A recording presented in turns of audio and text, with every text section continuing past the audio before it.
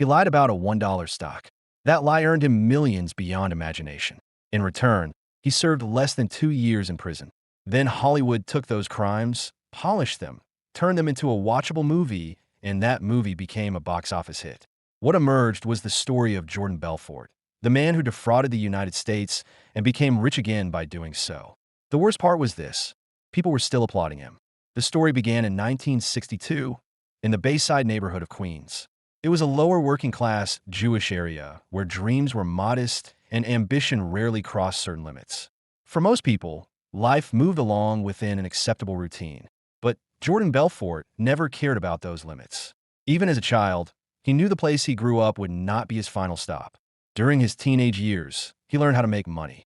By selling Italian ices in the summers, he earned a serious income in a very short time. By the age of 16, he had made $20,000 by the end of the summer.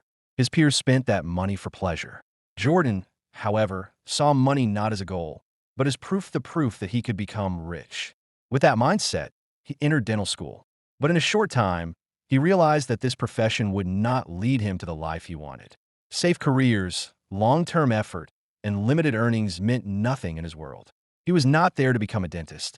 He was there to become rich. And dentistry was not the way.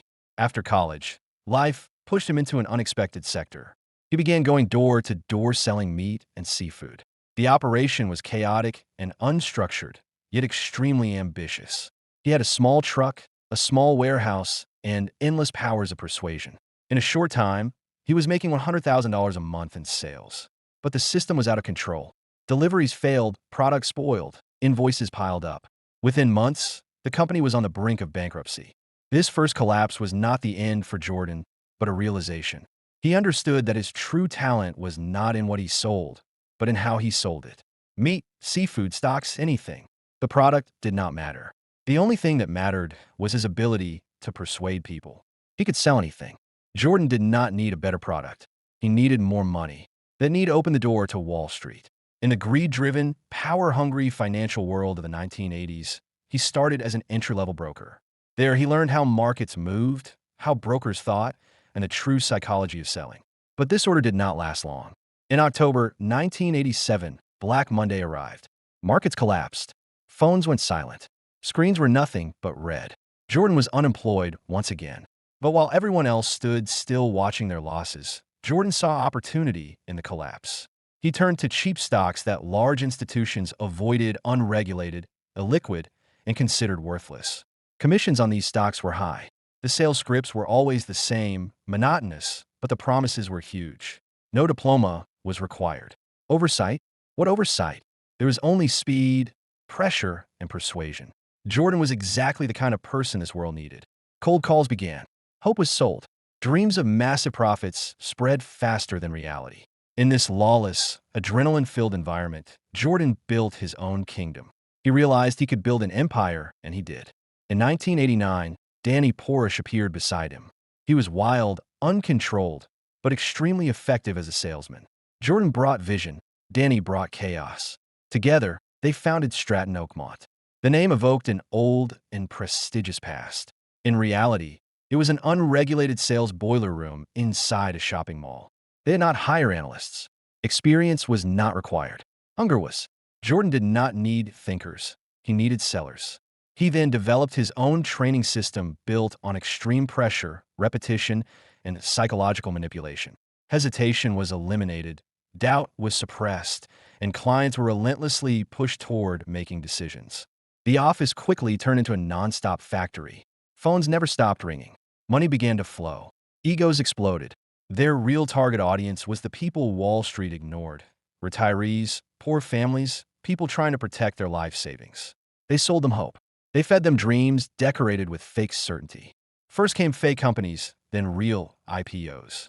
Cheap stocks were accumulated, inflated with artificial excitement, and sold at the peak. Thousands of investors were left behind. This system was called pump and dump. At Stratton Oakmont, it was just another ordinary day. In the early 1990s, the firm exploded in size. The office was no longer a financial institution. It was an uncontrolled carnival.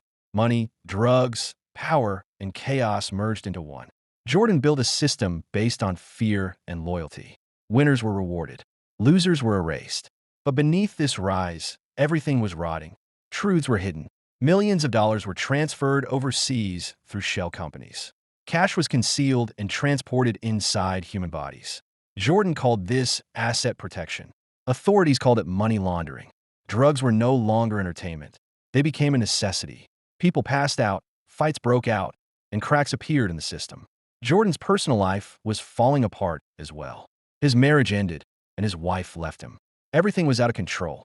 In 1996, a yacht sank. Then came the FBI raid. All files were seized.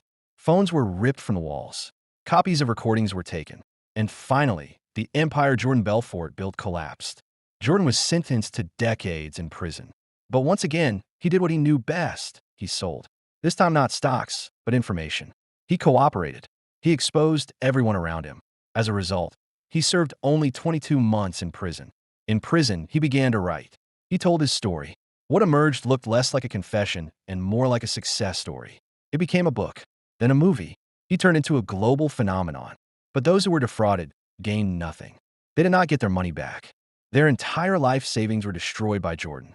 The court ordered millions of dollars in restitution. Only a small portion was ever paid. The rest disappeared within the system. Today, Jordan Belfort takes the stage. He talks about success. He teaches ethics. He wears the nickname The Wolf, not like a scar, but like a medal around his neck. And perhaps the most frightening truth is this. He did not just escape justice. He sold justice. And everyone applauded him from behind their screens. For more, subscribe.